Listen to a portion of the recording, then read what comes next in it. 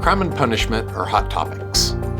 But are the solutions that we're hearing about the best we can do? What if there's a smarter way to approach justice? One that delivers better results? One that delivers better return on investments? I look at it like about every 9 beds occupied for a year, that's around $1 million. Strengthens law enforcement and courts? I get fired up about that. I'm excited about the potential that we have to really do something that's going to change for generations to come. It connects families in crisis with the resources they need. Having that support in place, regardless of whether you have blood ties, I wouldn't be here without it. This isn't just a theory. It's about real solutions and tracking outcomes to see what's working.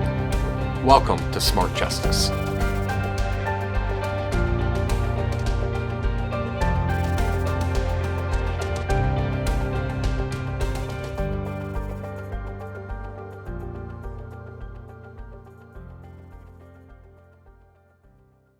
I got passed from household to household. I experienced sexual abuse. I had 2 different stays in juvies, eventually ended up in police protected custody, and, in comes the substance use disorder. So Billie Jean Mabin's story is a stark reminder that for too many kids, home is anything but safe. It's a place where addiction can fester, where chaos and instability can reign, and where the adults who should be protectors can sometimes be a source of pain. This is a reality for countless young people in America, and it's a national crisis. where I grew up, it was more like I was treated like a problem, and nobody was really looking at the reasons that I had the behavioral issues or the reasons I was using in the first place. And it's like when I did disclose what was going on, it was to the wrong person. So I very much became a kid of the system. So it's like nobody could handle me. And then I had parents who didn't want to take me to therapy because they didn't want other people to know their stuff, So everything was really swept under the rug. No resources seem to be available to help youth with drug addictions and the underlying issues. There really wasn't anything. When my foster mom finally did take me to treatment, they had a short, 48-hour stay, make sure you're stable type of thing, and it would send you right back to the environment where you got sick in the first place. Imagine crying out for help and not knowing where to turn. We fail kids like Billie Jean every single day. I was really probably 13 or 14, and it, kind of started with just stealing whatever my parents had. And then it got involved in just being in the wrong group. It was my 17th birthday, the first time that I tried meth. Within 3 months, I was shooting it. So I had periods where I would get it together for a while. I would be clean for a few months, a year at a time, but anytime something traumatic came up in my life, I would always go back to what I knew. My first juvenile detention stay, I had chosen no longer to live with my parents because the situation was so bad. It's nobody believed me and there wasn't enough evidence. And so I chose to be homeless rather than live in the dysfunction. I didn't feel like there was another option. The adults I was talking to, they weren't listening and they were telling me it was my fault. I lived in Very Bridge for a while. That is actually eventually where I got caught with the police, but I was breaking into abandoned houses, anything that wasn't occupied to sleep in. And Billie Jean eventually entered a rehabilitation program where she spent almost a year rebuilding her life. Once I hit that year clean, I happened to just go to a meeting and I met somebody who was in training for peer support. And I'm like, can you tell me what that is? Peer support for recovery is a powerful form of assistance where individuals who have personally experienced and overcome substance abuse disorder provide guidance, encouragement, and practical help to others on their recovery journey. She now works at the Wolf Street Foundation's Youth Empowerment Project in Little Rock, which is the first of its kind in Arkansas. The Youth Empowerment Project is a community-based youth recovery program that is providing peer support for students in grades 7 through 12, focusing on addressing substance abuse disorders. Billie Jean works one-on-one with young people, helping them set goals and navigate the complexities of substance abuse, mental health, and instability. The reason I recovered at all was those trusted adults, and so to see like a role where a recovering person can come out of and make a difference is like a big deal to me. That's the power of peer support. It's not just about sharing experiences. It's about offering hope and helping young people take control of their lives. You just see the light coming on. The I can get out of this situation, and I can do it by taking these steps for myself. They really brought that out in me because I thought I wasn't good at anything. Like it took a while for me to feel like I had any self-worth or I had a gift or I even had to use my story to help somebody else.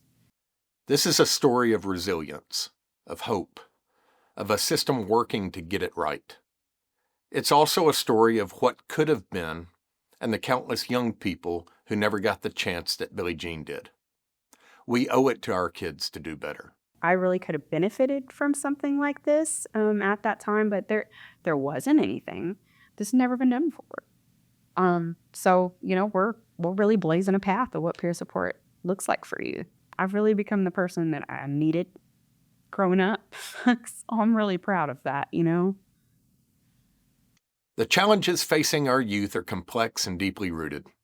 But with the right support, with programs like the Youth Empowerment Project, we can help young people overcome even the most difficult circumstances. The COVID-19 pandemic has exacerbated existing problems.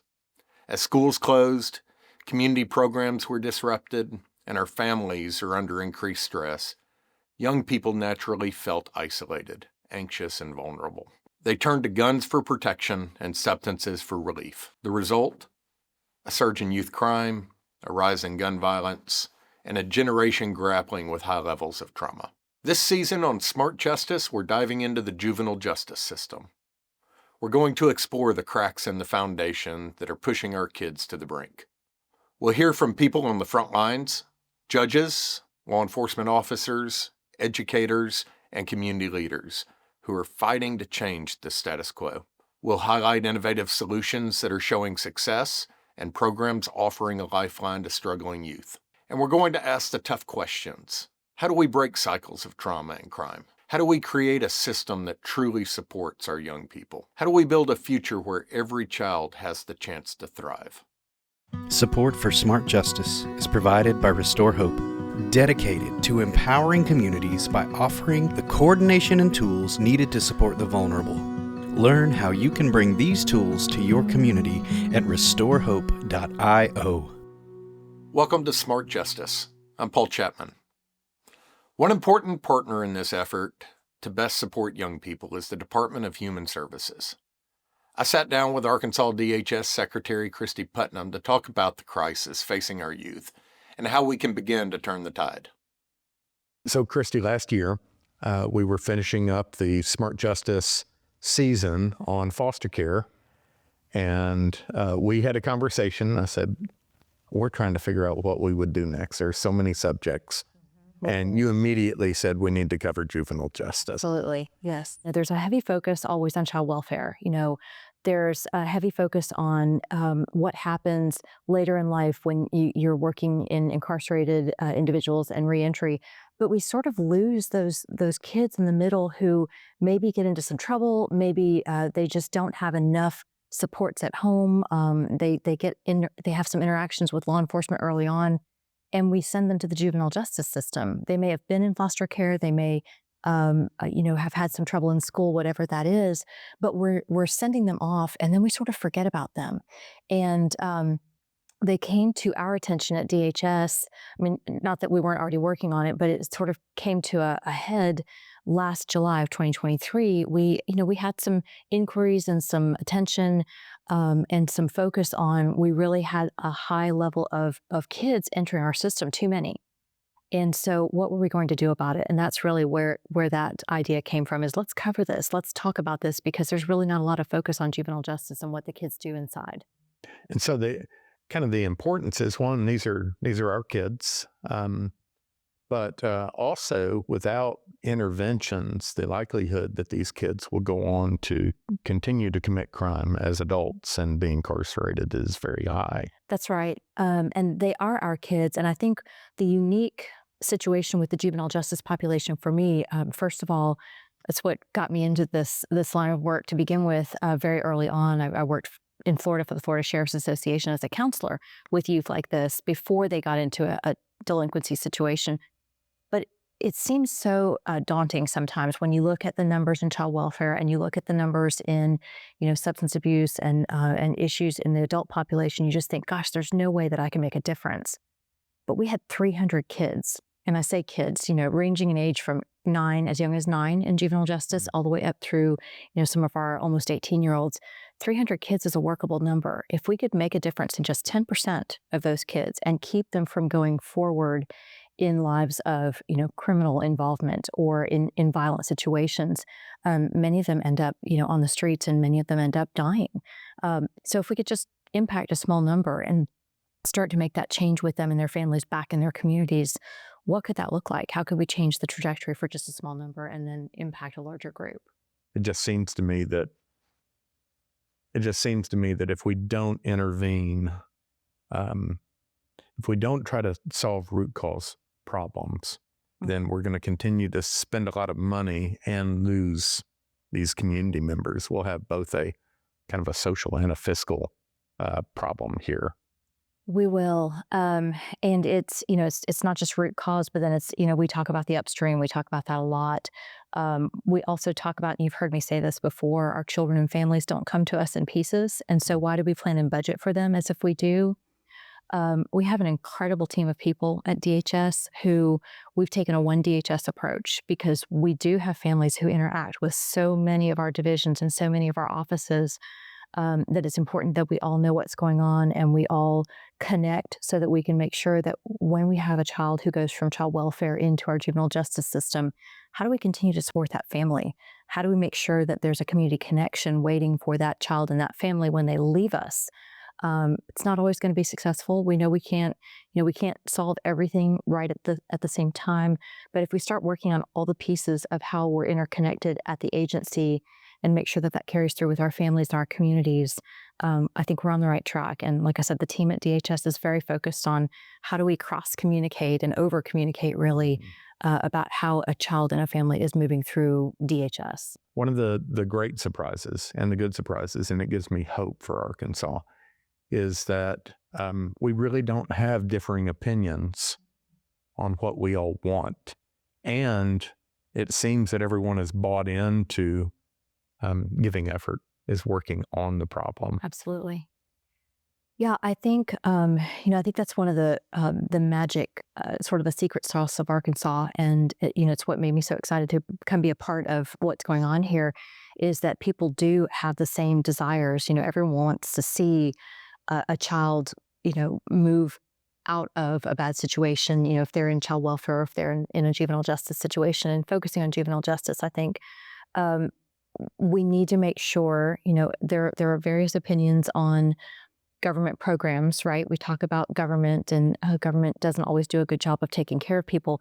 But when we stop to step back and think about what do we need from government? Well, we need there to be a safety net so that when people absolutely need that support, it's there.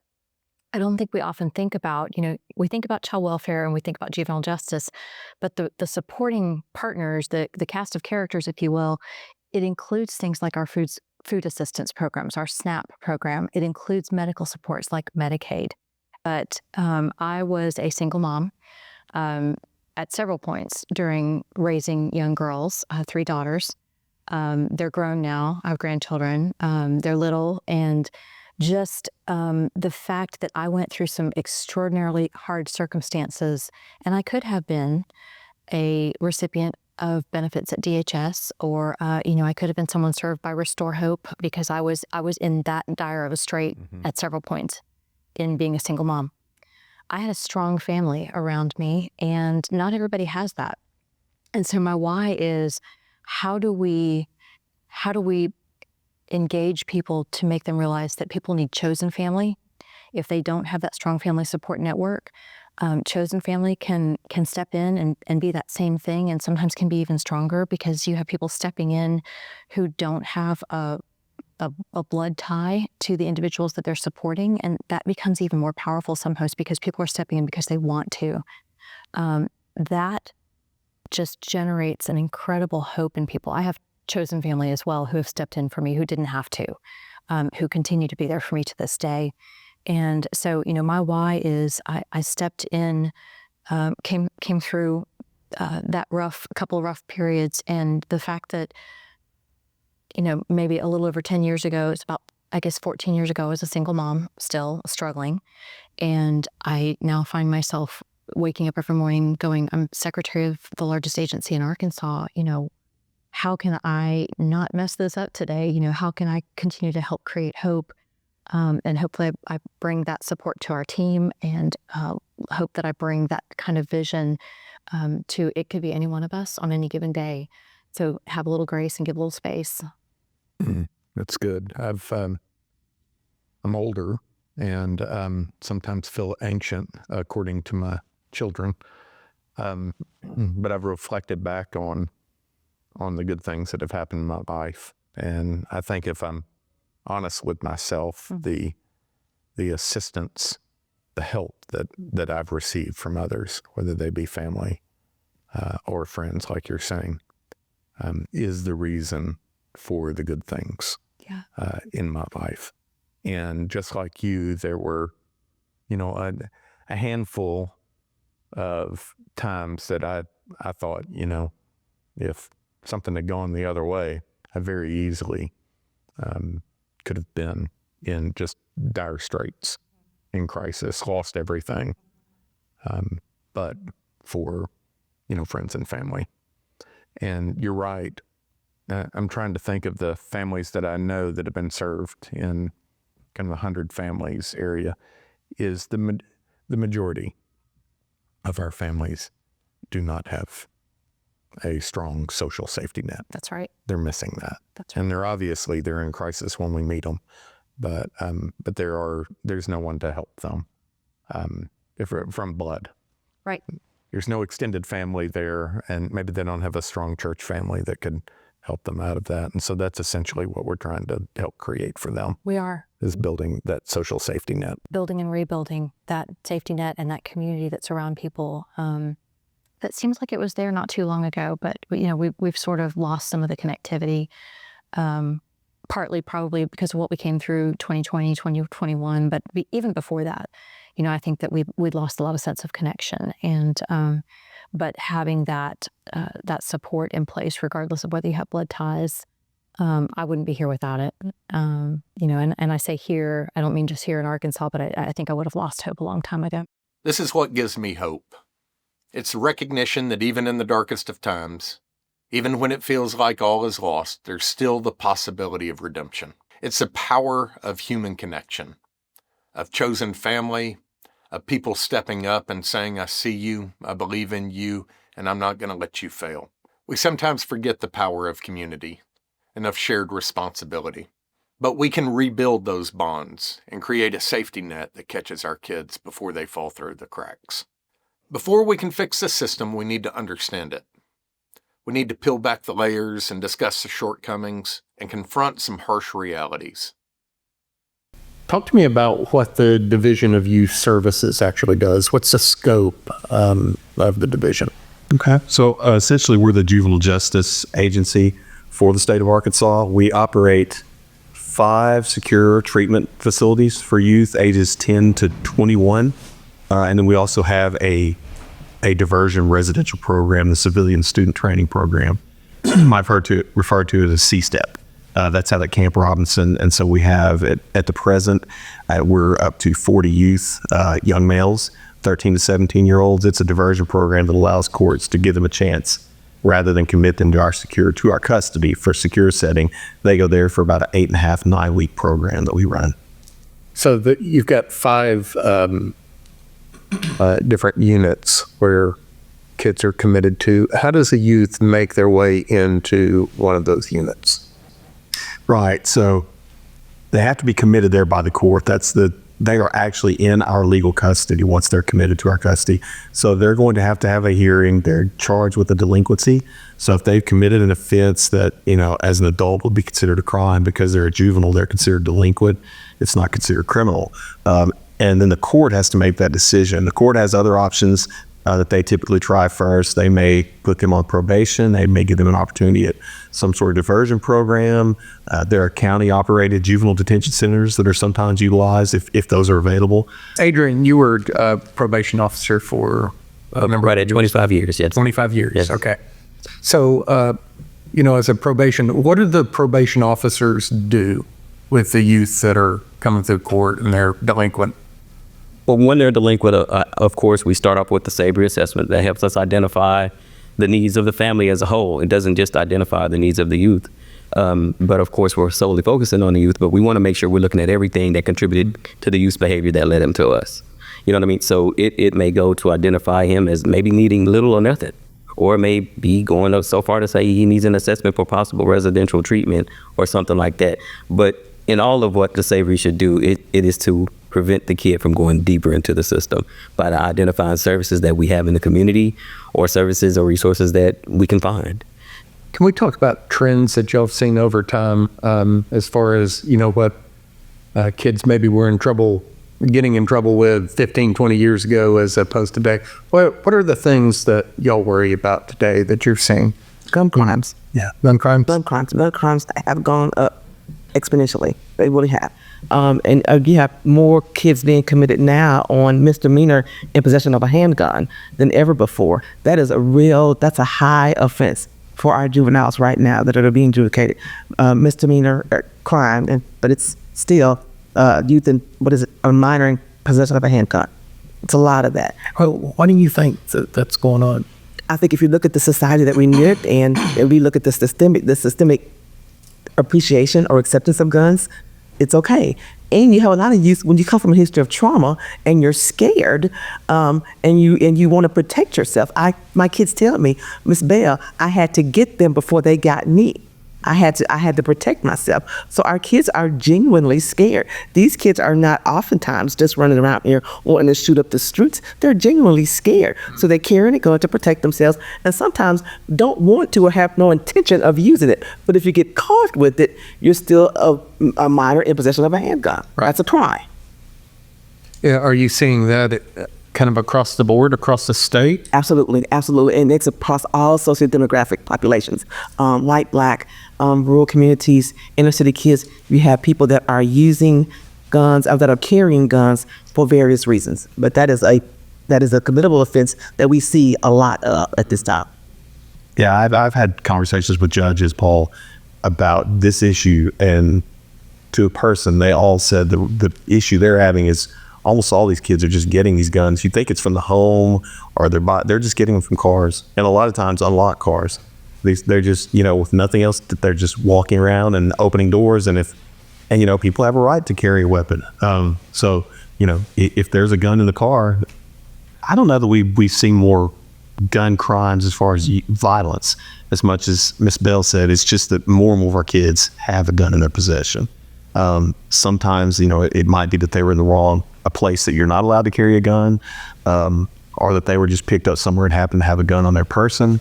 Making our discharge decisions, we take that into account. It's like if this is a kid who has a propensity for carrying guns, we'll look a little more closely at the situation than we would otherwise, because that's, we want the kids that are committed to our custody. Those kids are going to stay behind that fence and stay with us a long period of time. We want to make sure that those are kids that it's dangerous to send them home, rather than just the kids that could be safely returned home. We don't want to keep those kids too long. So we look at things like that about whether they're carrying a gun and just whether they're committing crimes in general against individuals. So that it's something we take into account every time.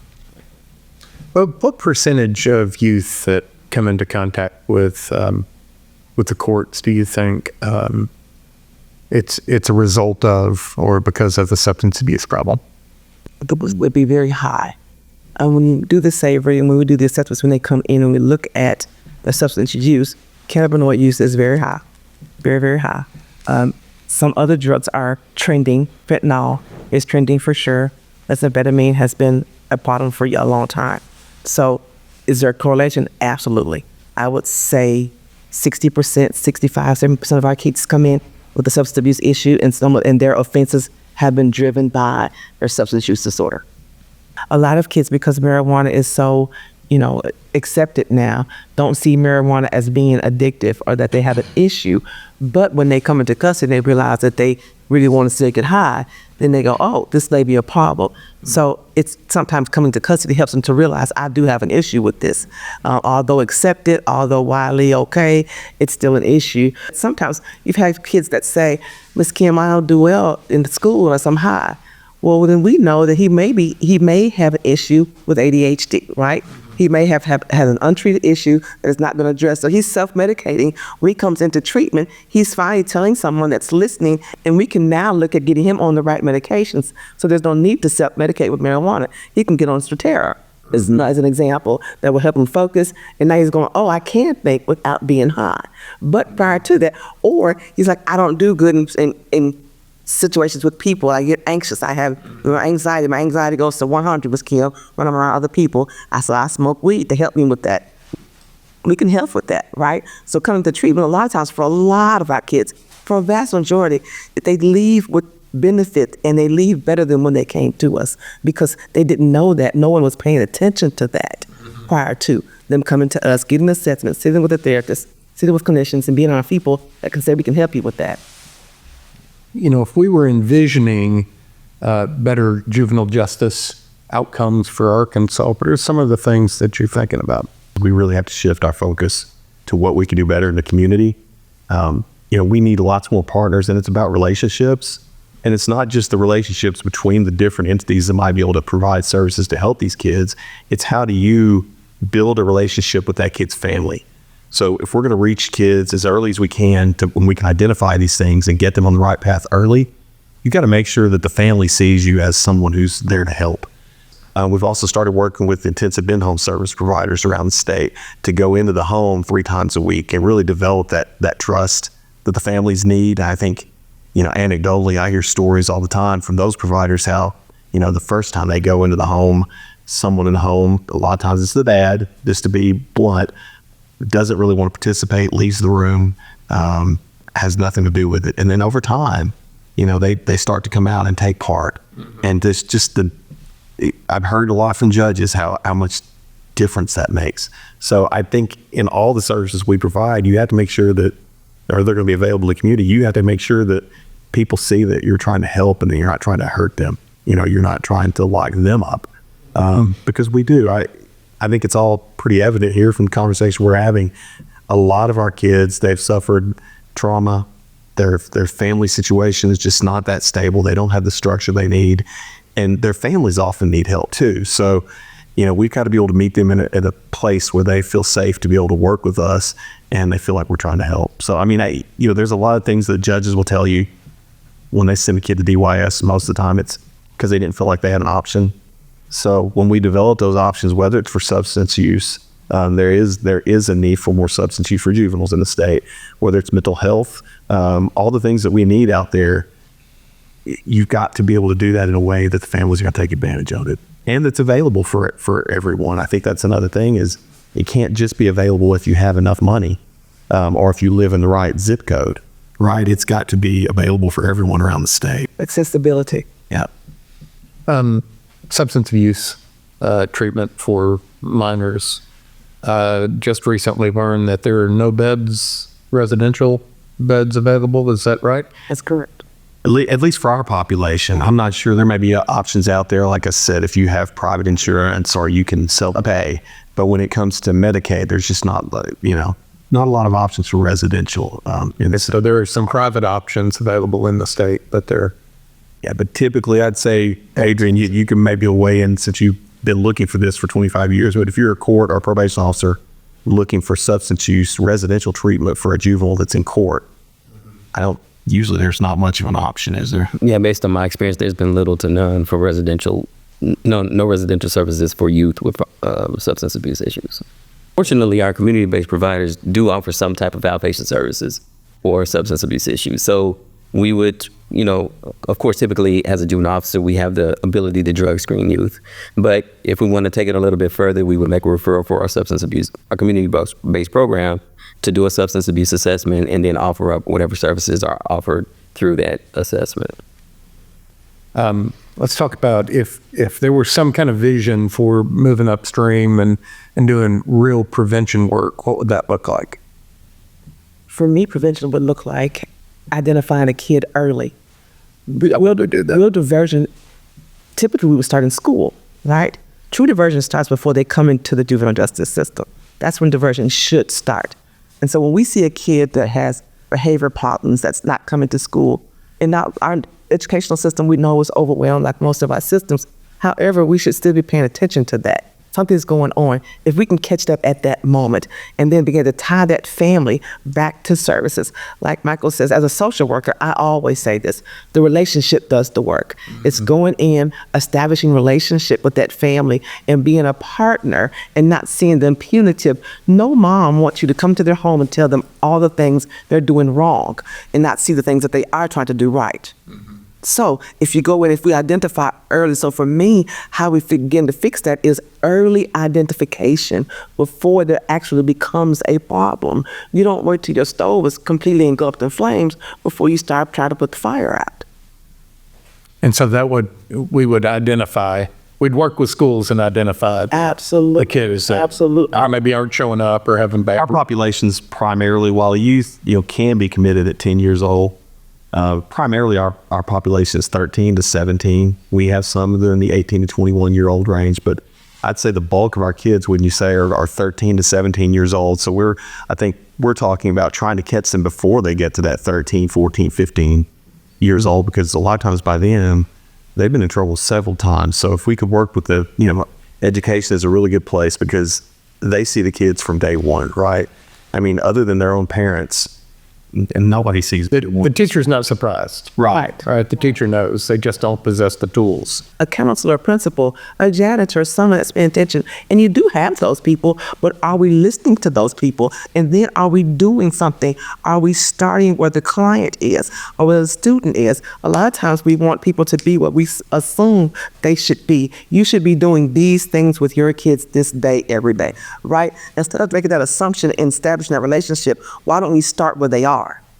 Meet them there, and then prevent them from going deeper into the juvenile justice system, as Adrian stated.